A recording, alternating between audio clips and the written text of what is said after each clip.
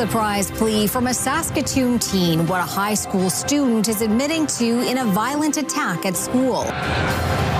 Calculating the costs of putting food on your table. How one Saskatoon resident is helping consumers find ways to save. And a closer look at Saskatchewan care homes, who's watching over those looking after people who can't live independently. This is CTV News with Chantel Saunders. Good evening. We begin tonight with a new development in the case of a teen accused of lighting a girl on fire in a Saskatoon high school more than a year ago. Keenan Sorokon has the latest on the unexpected plea. A 16-year-old girl has pleaded guilty to attempted murder for throwing lighter fluid on a former classmate and setting her on fire. The Canadian press is reporting the teen, who cannot be named because of the Youth Criminal Justice Act, pleaded guilty this afternoon. The incident took place at Evan Hardy Collegiate in September of last year. The Canadian press is reporting the girl sat in court as the court heard the incident was a culmination of a friendship that spiraled into estrangement and harassment. The court heard last September the girl squirted lighter fluid from a water bottle over the lunch hour, and the flames quickly spread from the victim's hair to her face, shoulders, back, and then hands when she frantically patted her hair to put the flames out. The victim was hospitalized in serious condition. The court heard the two girls were friends for a period of time until the attacker lit the school library roof on fire, and the victim ended the friendship. The attacker had also harassed the victim, and the victim's parents called police. The school was aware and arranged for the attacker and her bags to be searched. Shortly after the attack, the girl told Saskatoon police voices told her to do things prior to lighting her classmate on fire. A sentencing date has been set for February, where the Crown says it will no longer be seeking an adult sentence. Keenan Sorokon, CTV News, Saskatoon. As Canada's food price report forecasts higher grocery costs next year, one Saskatoon woman is working on a tool to help families save at the checkout. CTV's Stacey Hine has that story. As a mother of three and social psychologist, Melanie Morrison saw the strain of rising grocery prices and wanted to help families stretch their food budgets. I was really intent on, making sure that there's equity, in our culture, our society, and looking at ways in which to exact that and increase that for people. She then founded Better Cart Analytics, which provides food pricing data to the food and beverage industry, helping businesses track and understand pricing trends. Now, the Saskatoon-based company is developing an app to give consumers access to its catalog of grocery prices, making it easier to find the best deals in their area. We do exact product matching using machine learning and AI, so your 3-pound bag of oranges at store X will be compared against the 3-pound bag of oranges at store Y and Z and so on. The app comes as the cost of the grocery cart climbs for Canadian families. Canada's food price report predicts a 4 to 6% rise in 2026, adding about $1,000 a year to a family of four's bill. The Saskatoon Food Bank calls the increase concerning. So anyone living on a low income or fixed income is going to definitely struggle to meet their food budget and is going to be coming to the food bank for help. To help families catch a break, Morrison hopes her app will help save users hundreds on groceries each year. She says beta testing starts in the coming days, with a full launch expected in early 2026. Stacey Hine, CTV News, Saskatoon. An audit of Saskatchewan's special care homes is prompting the province to promise change. The auditor found the facilities that house some of our most vulnerable population are rarely inspected. Laura Woodward has that story.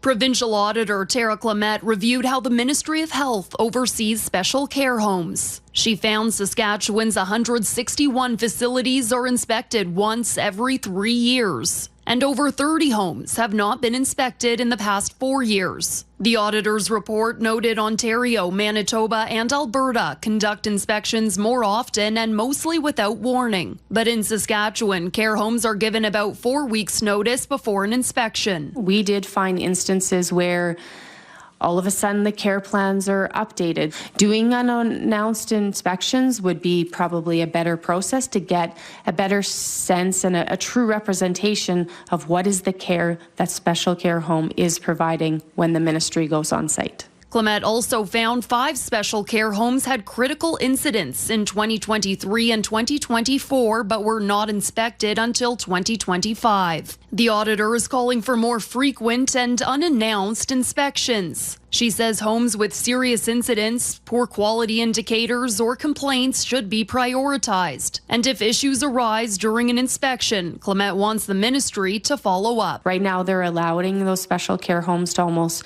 self-report and say, we've fixed everything that you've asked us to. We would expect the ministry should go back and confirm that is the case. The Ministry of Health says it values the auditor's recommendations and is making the changes suggested, creating a risk-based inspection model, conducting more unannounced inspections with follow-ups, and reporting the results publicly. Laurel Woodward, CTV News, Saskatoon. A Saskatchewan First Nation is postponing 3 of its Christmas gatherings because of a flu outbreak. Beardy's and Okamosas Cree Nation took to Facebook to announce its on-reserve dinner, its Elder Christmas dinner, and its Christmas dinner in Saskatoon are all being postponed until the new year. Leadership says it is aware of multiple hospitalizations and the loss of a matriarch from the flu. Leaders are encouraging the community to get their flu and COVID-19 vaccinations. Updates will be shared when it's safe to resume the dinners. The town of Outlook has declared a local emergency, saying its water is not safe for consumption. According to town officials, RCMP are investigating the matter.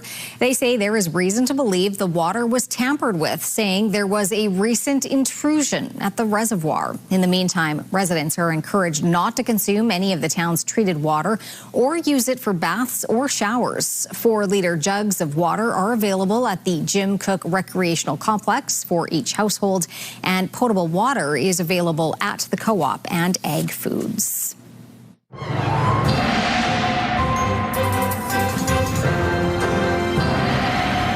Well, Jeff, not a sunny day today, but definitely a pleasant day, a mild day. A mild day, and getting milder as we speak. We had a real temperature jump from 4 to 5 o'clock. At 4 o'clock, we were -4 in Saskatoon. Then at 5 o'clock, when you hit the top of the clock, bing, 0 degrees. So really mild conditions in that respect. But it's all part of this big push of warm air that's coming our way. But along with the warm air is some freezing rain, some rain. There's snow in some places, so we're going to talk about that real mixture of precipitation a little later on. A worker is dead after an incident at Mosaic's K3 potash mine near Esterhazy. The company says a fall of ground incident happened early this morning in the underground section of the mine. It resulted in a fatal injury for one employee. No further injuries have been reported. The site has been secured and all mining activity was temporarily halted. A full investigation is underway and the company says it's working closely with regulators. Mosaic adds its thoughts are with the workers' family and friends, asking that the family be given privacy during this difficult time. A 35-year-old man has died after being struck while walking along a Saskatchewan highway. RCMP say it happened last night at about 8 o'clock. An SUV was traveling along Highway 969 near the Montreal Lake Cree Nation when it hit the man along the road. The pedestrian died at the scene. He has been identified as a resident of Montreal Lake. The woman driving the SUV stayed at the scene. RCMP do not suspect alcohol was a factor. RCMP are investigating the deaths of 2 people at a home in North Battleford. They were called at about 8:30 yesterday morning to 110th Street, where they were told about an injured person. When officers arrived, they found 2 people dead. Their deaths are considered suspicious. RCMP are asking anyone with security cameras to check for suspicious activity between 5 and 9 a.m. yesterday. A local student and recreational hockey player is hoping for a Christmas miracle after his goalie equipment was stolen from a parking lot last week. As Carla Shinkerick reports, replacing the pricey gear isn't going to be easy, so his hockey days are uncertain.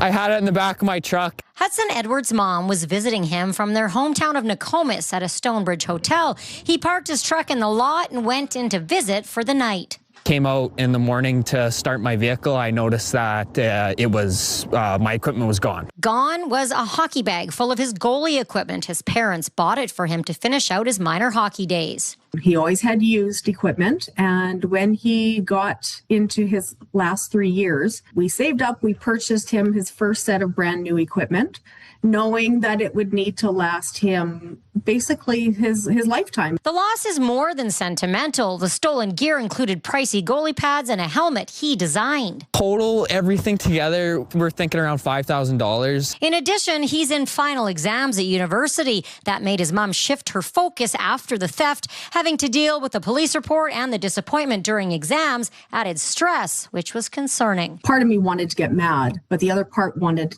to fix it. That's why we put it on social media, hoping that somebody has seen it. Maybe the person who took it dumped it. As a student, Edwards says replacing the equipment isn't possible right now. Without the equipment, his hockey season and potentially his time playing the sport is on hold.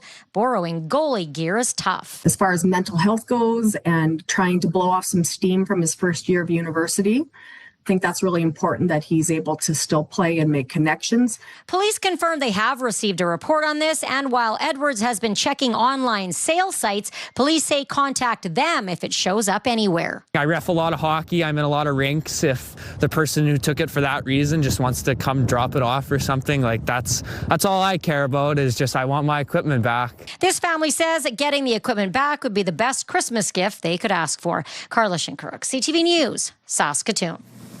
A former music director with Sask Express has been charged with the sexual assault of a minor in Regina. The case has caused the company to cancel its latest production. Jacob Carr has the details. 64-year-old Jeffrey Salkett has been charged with both sexual interference and sexual assault of a person under 16 years of age.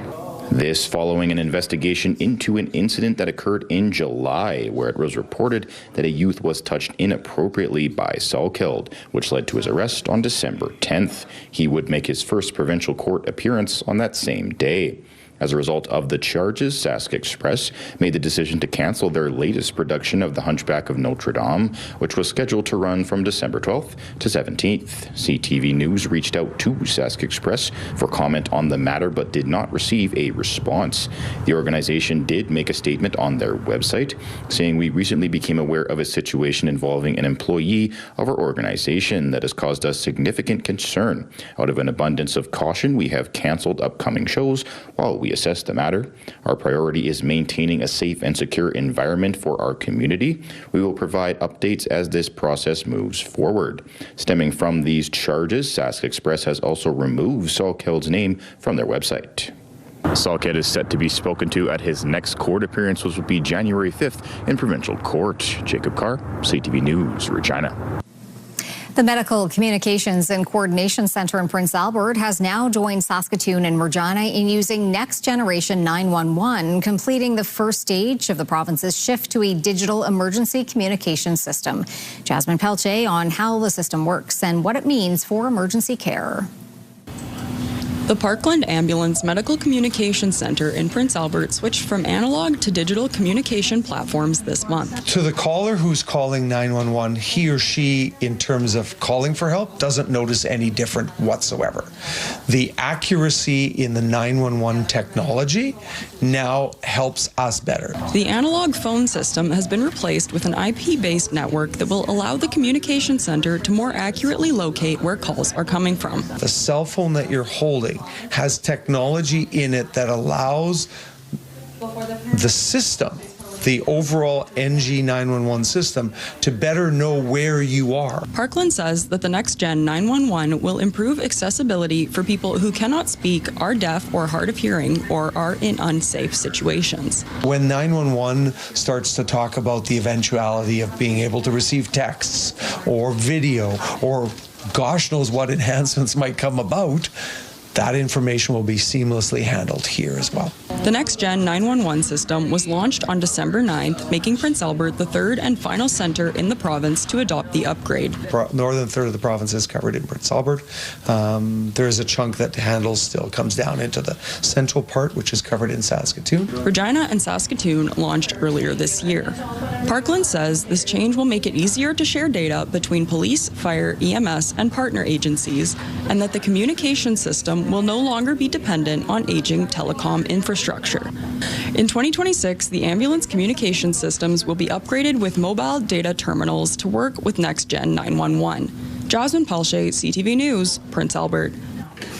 The Clarence Downey Speed Skating Oval is officially open for the season. Staff at the rink spent the weekend putting the finishing touches on the ice ahead of yesterday's opening. The 400-meter outdoor skating oval is free of charge and open for all skating levels. While the ice is home to the Lions Speed Skating Club, it also has public skating hours 6 days a week. It's we believe the only one in Canada, and actually the only one in the world that has a natural ice instead of an ice plant. So it's something we do, and it was I don't want to call it an engineering marvel, but it's pretty close. The rink held its first free public skate this morning. Saskatoon's Optimist Ski Hill has opened for the season. With opening day yesterday, the ski and snowboard areas as well as the terrain park are now open for visitors. The tubing lanes are still not open as crews are building up the snowpack in some areas. Staff say they've been working hard to try and make up for a lack of snow to start the winter season, relying on 2 snow guns to build a base, especially at the bottom of the hill. Still to come, what we know about a famed Hollywood director and actor's death. Also, grief unites a nation in Australia, the latest on this weekend's deadly attack.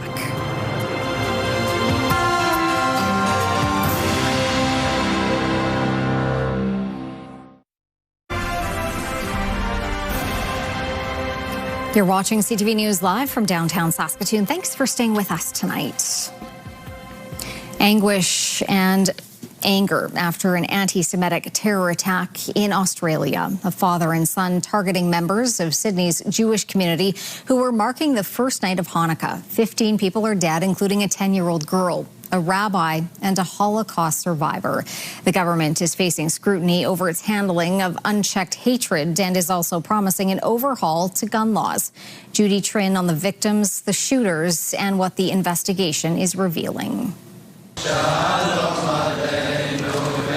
Grief uniting hundreds of mourners 24 hours after a mass shooting on Bondi Beach. Violence that turned the celebration of Hanukkah into carnage. Hundreds of people running and screaming off the beach. So I turned around and we just started running back as quick as we could back to our hostel. At least 15 people were killed, dozens were wounded. The victims range in age from 10 to 87 years old. Among those killed, the rabbi leading the celebration, Eli Schlanger, who had relatives in Toronto. He was just full of life, positivity.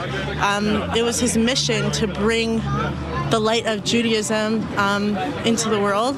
Authorities call the attack terrorism and anti-Semitic. The offenders are a 50-year-old and 24-year-old male who are father and son. Police aren't releasing the suspect names, but Australian media are identifying them as Sajid Akram and Naveed Akram. The father was shot by police and had immigrated in 1988 as a student. His son Naveed was born in Australia. He was examined on the basis of being associated with others, and the assessment was made that there was no indication of any ongoing threat. 38 other people remain in hospital, but the death toll could have been much greater if not for a bystander. Ahmed Al-Ahmed, a local fruit vendor from Syria, tackled the older suspect and was also shot multiple times. 2 decades ago, Ottawa Rabbi Chaim Mendelson participated in the Hanukkah ceremony on Bondi Beach. He calls Ahmed a hero. He is literally the light in the darkness. He is the silver lining of this story. He is the reminder that there is a safe future for all of mankind to live together. In the aftermath of this attack, Australia's leaders are promising to tighten already tough gun laws, including putting limits on the number of guns a person can own, as well as reviewing licenses. Judy Trin, CTV News, Ottawa. Saskatoon's Jewish community held its menorah lighting last night with the attack in Australia fresh in their hearts and on their minds. Hundreds gathered outside the Ramey Modern for the lighting of the giant menorah with an increased police presence. A local rabbi says that while there was some anxiety among the crowd, he believed the best thing for the community was still to gather and light the menorah. The way to fight darkness and hatred is not with more hatred, it's with light. And that's what Hanukkah represents. The first night we light one candle. And one candle is, you could think it's something small in the face of overwhelming darkness. But a little bit of light dispels a lot of darkness. This is the 15th year that Saskatoon has hosted this annual menorah lighting. Another story making international headlines tonight, the murder of famed director and actor Rob Reiner and his wife. The pair was discovered dead in their Los Angeles home yesterday. Tonight, their son is in police custody. Andrea Case has the details. You are a meathead. From a career started in front of the camera, Rob Reiner went on to be one of the most successful filmmakers of all time. The man behind so many iconic films lived in the quiet, upscale Los Angeles neighborhood of Brentwood. That quiet was shattered on Sunday afternoon when emergency crews responded to a 911 call after 3:30. At the home, they discovered two bodies, a man and a woman, and it was quickly ruled a homicide. Search warrants were issued, and a coroner identified the deceased as Rob Reiner and his wife, Michelle Singer Reiner. The couple's bodies were discovered by their 28-year-old daughter, Romy. 6 hours later, a shocking arrest was made. We're able to take into custody Nick Reiner, a suspect in this case. Hi, I'm Marty DeBerge. 78-year-old Reiner was an award-winning writer, director, and actor. He was known for directing iconic films, including This Is Spinal Tap, The Princess Bride, and A Few Good Men. You can't handle the truth! What you really take away from his movies is a generosity, right, where it's not about his style, it's about serving the work, and it's about giving room to actors. The Reiners had been married since 1989. Ironically, it was on the set of a romantic comedy they met. When he went into when Harry Met Sally, he met Michelle Singer, fell in love, and changed the ending of the movie to a happy ending. Tributes are pouring in for the couple. Jane Fonda wrote Rob and Michelle Singer Reiner were always coming up with ideas for how to make the world better, kinder. President Barack Obama wrote, beneath all of the stories he produced was a deep belief in the goodness of people and a lifelong commitment to putting that belief into action. Also in the U.S., the FBI says 4 people have been arrested accused of plotting extremist attacks in Southern California. The charges we are announcing today stem from the defendants and their co-conspirators' detailed, coordinated plot to bomb multiple U.S. companies on New Year's Eve. Investigators say the suspects plan to test their explosive devices in the desert east of Los Angeles. They were arrested Friday night after this video was taken. The group allegedly plotted to set off a series of bombings, also focusing on immigration agents and vehicles in Los Angeles and Orange County. Authorities say they belong to a far-left, pro-Palestine, anti-government, anti-capitalist group. To BC now, where more rain is in the forecast, and that could worsen the flooding situation in the Fraser Valley. The province says the Sumas and Chilliwack rivers are under flood warnings, while Environment Canada has placed the Fraser Valley, including Abbotsford and Chilliwack, under orange level rainfall warnings. It predicts 40 to 60 millimeters of rain may fall, accompanied by gusty winds and the possibility of landslides. Families are being encouraged to get their children vaccinated against the flu after 3 children in Ontario died from flu-related complications. It comes as we continue to see a surge of flu cases across the country. CTV's Abigail Beeman reports. This is good that we're getting our flu shot. Renelle Shalafu and her 3 adult children get their flu shot together every year. I think it's important. In the first 2 weeks of December, 3 children between the ages of 5 and 9 died from influenza A-related complications across Ottawa and the wider region. Unfortunately, this is a cluster that we had over the last couple of weeks within a certain region, which is rare. It's sad. Officials say the cases are with the coroner and they don't yet know if the children had underlying medical conditions or whether they got their flu shot. The strain this year is a more dangerous strain, a stronger strain if you'd like, and can cause severe complications in young children and in the elderly. Ottawa's Children's Hospital saw 300 positive flu tests between December 1st and 10th. During the same period last year, there were just 11. Flu rates are up across the country. The latest data, only available up till December 6th, though, puts national percent positivity rates at 20.2%, highest in the Prairies and Ontario, while Ottawa's are at 36.5%. Tragic reminder that we should be getting our influenza vaccines. Dr. Isaac Bogosh says the flu kills between 2,500 and 3,500 Canadians each year. People sometimes think influenza is just the sniffles or a little cough or a cold, and nothing can be further from the truth. It's a very significant viral infection. The message to get vaccinated important ahead of the holiday season, with parties and gatherings and more people mingling from different places. Experts remind you to follow the basic hygiene rules, cough and sneeze into your sleeve, and consider wiping down high-touch areas like doorknobs. Abigail Beeman, CTV News, Ottawa.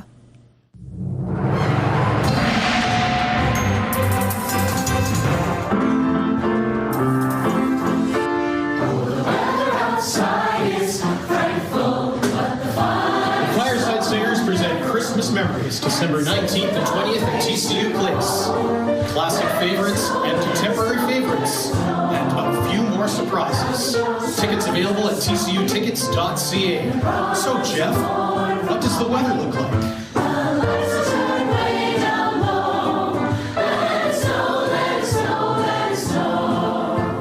Well, your song said it all. That's for Wednesday, though. That's going to be a lot of snow on Wednesday. But even on Friday, your opening night at TCU Place, there will be a little flurry activity, but nothing like what we'll have on Wednesday, Jordy. So that's how things are shaping up. So some light snow expected on Friday. Opening night for Christmas Memories, the latest edition. -9 degrees for a daytime high, so a relatively mild day in store, or seasonal day, quite frankly. Again, showtime is 7:30. You can get your tickets at tcutickets.ca. Quick look at our current conditions. It has been, remember just a few minutes ago, I said, oh, yeah, we got up to 0. Now we're at 2 degrees. So the temperatures keep on rising. So we are going to be seeing, our 24-hour high will probably be higher than 2. But we've updated our number to 2. Just that's our current temperature. So that's as warm as it's been in the last 24 hours.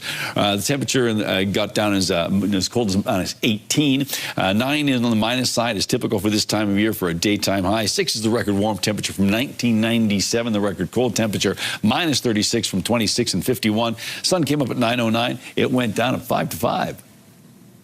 Coming up, Santa trades his sleigh in for a new ride to look at some temporary transportation for Old St. Nick in Saskatoon.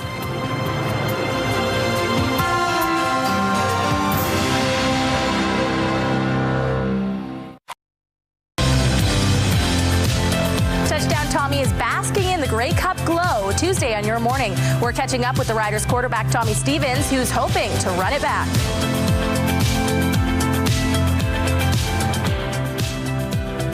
Okay, we'll take a look at the lovely city of Saskatoon. A nice view there. And temperatures are pretty nice by most people's standards. We're on the plus side. Now, the downside of that is that we might start to see a little messiness on the roadways. And, of course, once temperatures start to drop off, they could create some slickness. So please be careful. All right, that's my admonition for the moment. Let's take a look at this real mix of conditions as this system moves in from Alberta. Rain, snow, freezing rain. It's not very pleasant in that respect. In fact, we already have some travel not recommended alerts from the highway hotline in and around the Regina area because of the freezing rain. So please be careful if you're heading out. Let's take a look at our numbers just to recap. It's 2 degrees in Saskatoon, -8 at Prince Albert with flurries, and -6 in the Battlefords. On to our hotspot. Well, that was Maple Creek at Big, 12 degrees today, -28 the cold temperature in the province there in South End. So yes, a 40-degree range there. Around the province we go. Right now it is -3 -3 degrees in Lloydminster, 5 on the plus side in Swift Current, 1 in Regina, 2 in Estevan, -8 in Yorkton. Into central parts of the province, well, quite a range of temperatures here. -11 in Waskesiu and Hudson Bay, but it warms up 16 degrees by the time we get to Kindersley and Rosetown. So, yes, some very warm temperatures there. Up north, -20 in Stony Rapids, -19 in Key Lake. So kind of cold up north, -12 in Buffalo Narrows and La Ronge. Down south, though, just about everyone, with the exception of Melville, everyone on this part of our map is on the plus side of the thermometer. Some places just barely at 1 degree, but look at that. Maple Creek sitting at 11 degrees right now, 7 in Leader. Not too bad. So here's our computer modeling as we make our way into the next 24 hours. We've got some active weather sliding through Saskatchewan in a couple of rounds here. The second one sort of showing up tomorrow afternoon north of Prince Albert. And then we do have a bigger system, a much bigger system brewing up, and that is what's coming our way on Wednesday. So what for tomorrow? -14 in La Ronge, -25 for Stony Rapids, flurries in Buffalo Narrows, and -18, -23 in Key Lake, -16 for Meadow Lake, Spiritwood, -12, -7 and windy conditions in Kindersley, windy in Rosetown, and -6. Temperatures on the plus side for Maple Creek with a rain-snow mix at +2, -3 with windy conditions in Leader and Outlook, and windy and +1 in Swift Current, 3 degrees in Yorkton, 4 in Regina, 5 in Moose Jaw, and 6 in Estevan. Expecting windy conditions in Regina, Moose Jaw, and Estevan. And snow will be the big deal of the day for Melfort and Humboldt and Hudson Bay. Just some flurries in the Watrous area, but temperatures in the low minus single digits. On to our details for the Battleford. So -13 over tonight, about 2 centimeters of snow after some freezing rain. So yes, the roadways will be treacherous, I believe, with these kind of conditions. -11 degrees tomorrow for a high, -14 with a good dump of snow expected on Wednesday, and then things stay on the cold side of seasonal right through to next week. For Prince Albert, an area dropping down to -12 degrees with some freezing rain followed by periods of snow. Windy conditions overnight. The wind does back off tomorrow afternoon. -8 degrees tomorrow for a high for the Gateway City. 10 degrees colder on Wednesday at -18, and staying cold right through to next week. A very good chance of some flurries on Friday in the Prince Albert area. -9 for Saskatoon. Chance of some rain changing to snow, risk of freezing rain as well. Windy conditions overnight. The winds back off tomorrow, but it will be a windy morning, certainly before noon. And then 15 to 20 centimeters of snow. It could be more than that, but that's what we're going with right now. We may update that for you. And as you can see, staying, with the exception of Friday, staying on the cold side of seasonal. We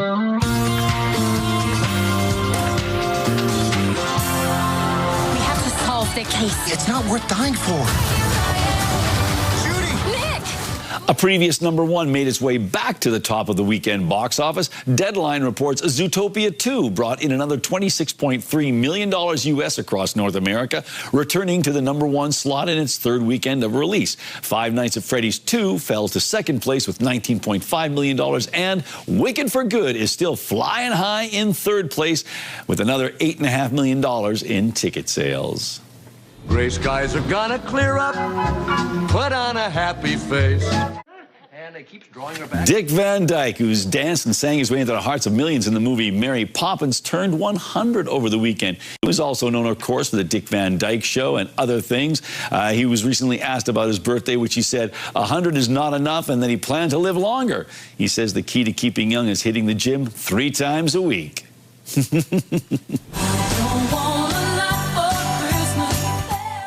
Olympic organizers say the so-called Queen of Christmas will perform at the upcoming Winter Games in Italy. Mariah Carey will sing at the opening ceremony of the Milan Cortina Winter Olympics. Organizers say her music crosses generations and cultures. The Olympics run from February 6th to the 22nd.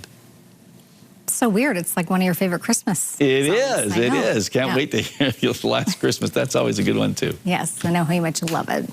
All right, speaking of loving, time for Pick of the Day, and we love all the photos we get. We do, and it's interesting, the turn of phrase you have there. So let's take a look at this first one here. This one comes to us from Brendan. Hi, got some photos to send for Photos of the Day. I know not all the photos get picked, just some. And you're right, we do get a lot of photos, and it's tough to pick some, but we want to pick this one, Brendan, particularly because it's like the sun's coming up and it's like, okay, there's work to do, or the sun's going down, and we had a big work day because there's lots of industrial things right there. So a great shot there and a lovely scene.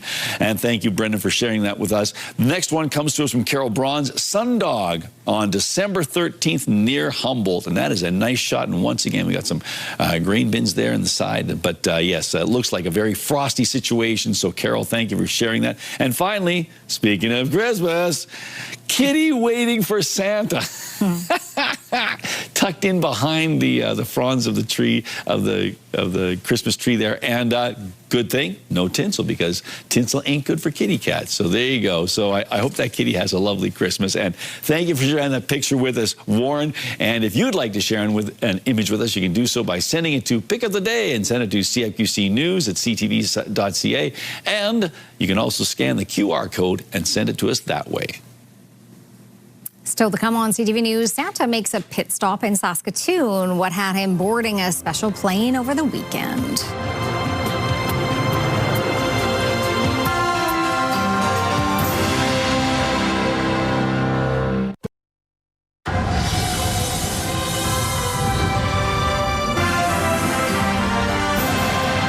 The Saskatchewan Aviation Museum had a very special visitor this weekend. Hallie Mandrick caught up with Santa, who is preparing for his big night.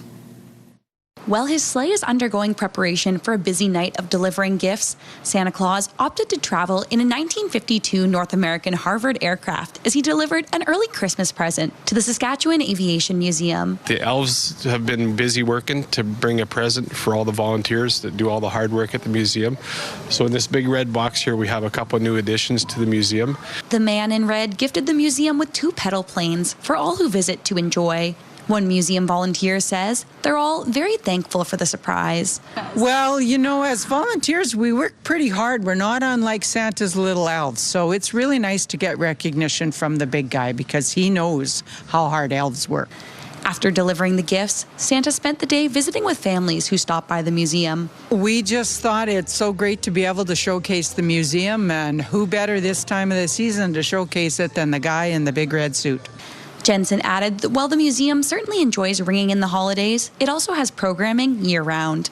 We do education programs here, we do tours here, we have flight simulators for kids and adults alike to play on. We have a helicopter to get inside. We have a couple outside displays, normally that are only open in the summer, of course. After hearing what many Saskatoon children are hoping to see under their trees this Christmas, Santa climbed back in his Harvard and headed home to the North Pole in preparation for the big night. Hallie Mandrick, CTV News, Saskatoon. When we come back, a setback for a Saskatchewan canola facility, and later a holiday favorite all lit up at the Vatican.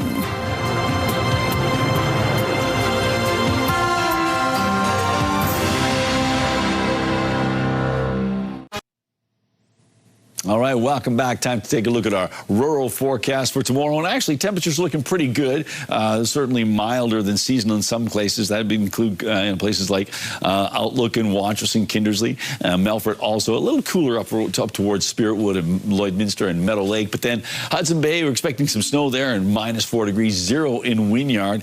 And then as we take a look at what's going on in southern Saskatchewan, lots of plus temperatures tomorrow, albeit windy in many locations. And as we make our way towards the western side of the province, we've got ourselves a rain-snow mix in Maple Creek and area. On the eastern side, expecting some showers in Broadview. Not a surprise with a temperature of 4 degrees, but still a little bit of flurry activity in Broadview. So anyhow, sorry, in Kenora, there we go. Can't see that far.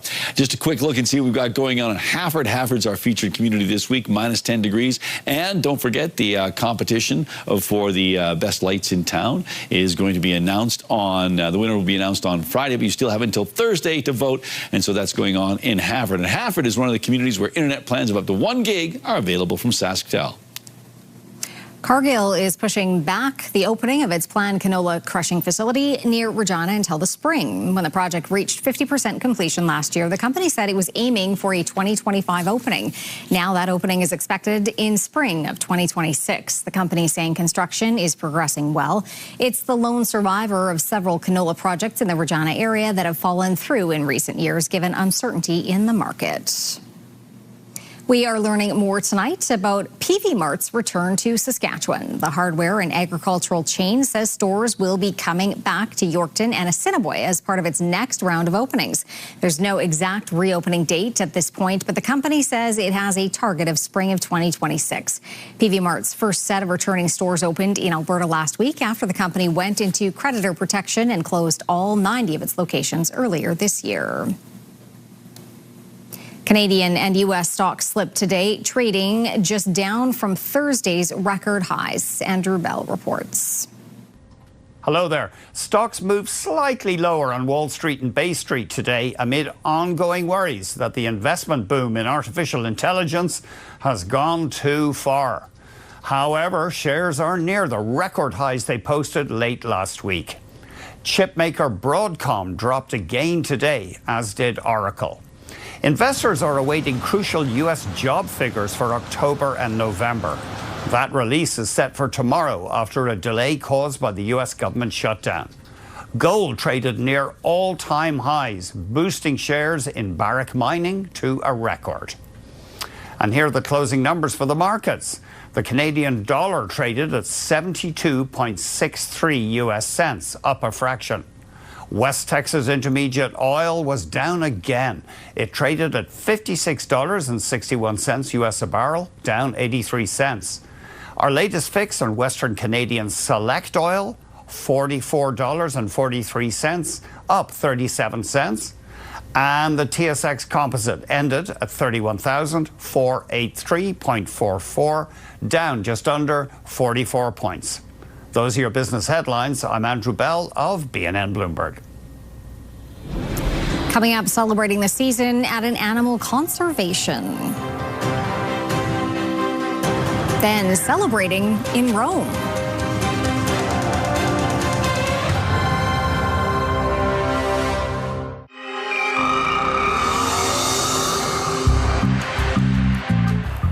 Hey there, Derek Jesty here with the Saskatoon Crime Stoppers. This week on Crime Stoppers Unmasked, we're looking for the public's assistance in identifying a suspect who broke into a business in the 200 block of 19th Street West. On November 13th, 2025, in the early morning hours, an unidentified male gained access to the business via the front door. The suspect appeared to know what he was looking for as he spent approximately 3 minutes inside and ended up leaving with 3 laptops from offices that were to be locked. The suspect is described as Indigenous in appearance, heavier set with short dark hair. He was wearing glasses and a tan zip-up hoodie with black pants. Do you have information about this crime or who is responsible? If so, please give us a call at 1-800-222-8477 or leave a tip online at SaskatoonCrimeStoppers.com. We pay cash rewards of up to $2,000 for information that leads to an arrest. Tips are completely anonymous. We don't want your name, we just want your assistance. Saskatoon Crime Stoppers. Do your part to stop crime in our community.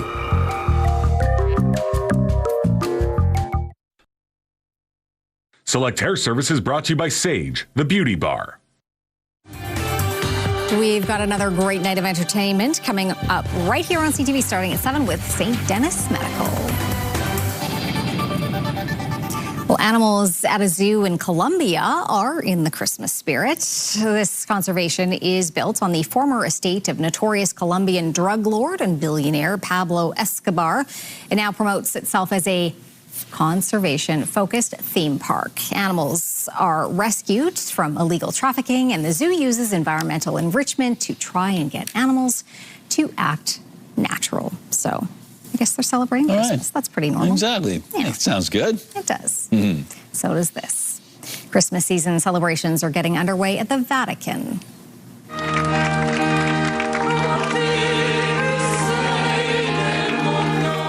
A 25-meter tree was lit in St. Peter's Square today. The spruce hailed from an Italian province on the Austrian border. The illumination is part of events that also will include a Christmas Eve Mass and a traditional address by the Pope on Christmas Day.